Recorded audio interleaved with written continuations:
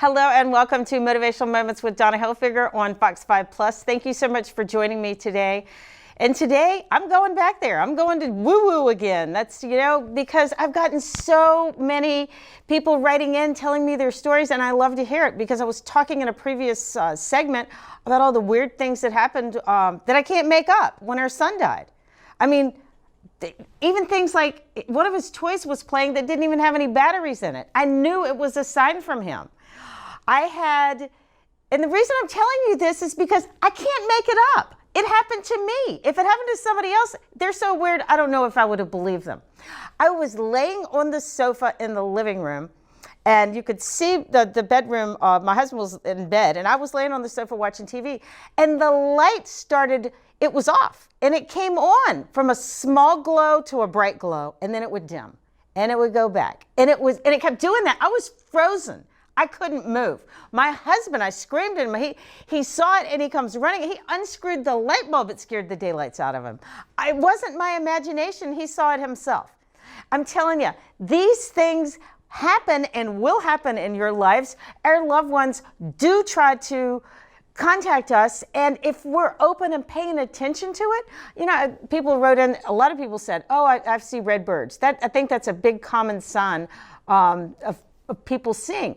When my stepfather died, I saw a bluebird.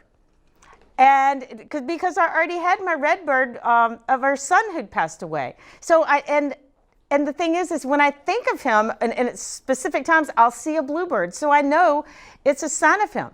And my red bird, I had somebody in the car with me one time who knew of my red bird story and knew that that was my sign of my son.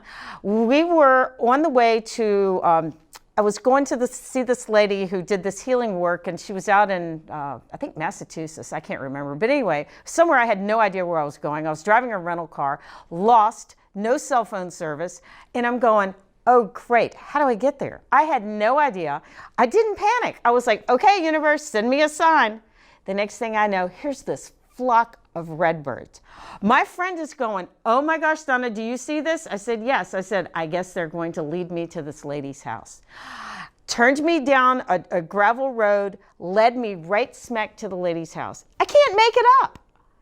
I'm no different than any of you. If I get signs like this in my life, I'm sure you're getting them too. I've seen people, and I've been with people, and I go, oh my goodness, that's a sign. No, that's a coincidence. When you block yourself off like that, you don't get these experiences in your life because you're not open to them. And I say it all the time. We don't know what we don't know.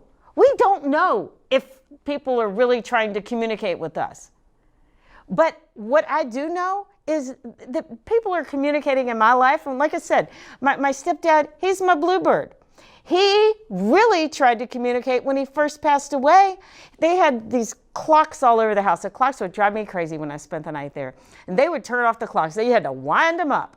Well, when he passed away, he wasn't there to wind them up anymore. And I stayed, 5.5 weeks with my mom. I didn't even leave. I helped her, find her new norm and get her all these things taken care of that she had to do. So I was in the house.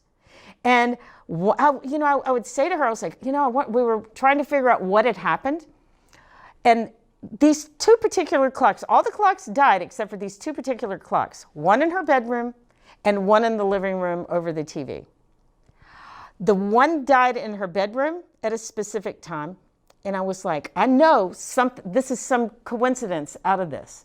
It died at the time of his death. The one in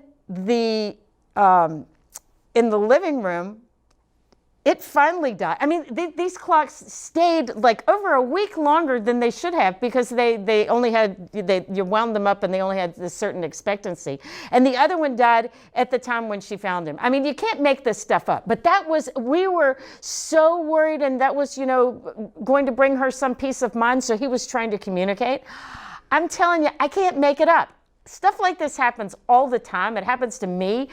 My mother sees feathers all over the place now, in places that they shouldn't be, and like out of the way places that a feather shouldn't have fallen. But now it's opened her mind, and she was never ever open to that until I started telling her all my crazy stories from when our son had died. And I'm telling you, I'm not exaggerating. I'm telling you exactly what happened. And I've read it. I've talked to so many people that things like this happen in their lives also. So my message to you today is there's more to life than just living and dying.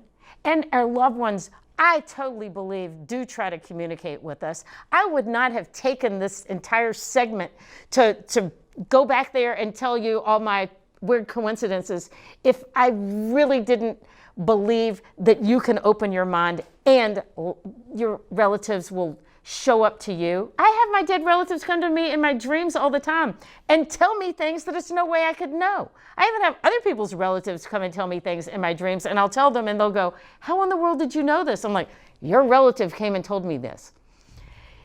Take it for what it is. Take it, and use it in your life however you need to be. And write in and tell me, Donna@DonnaHilfiger.com. I do want to hear from you.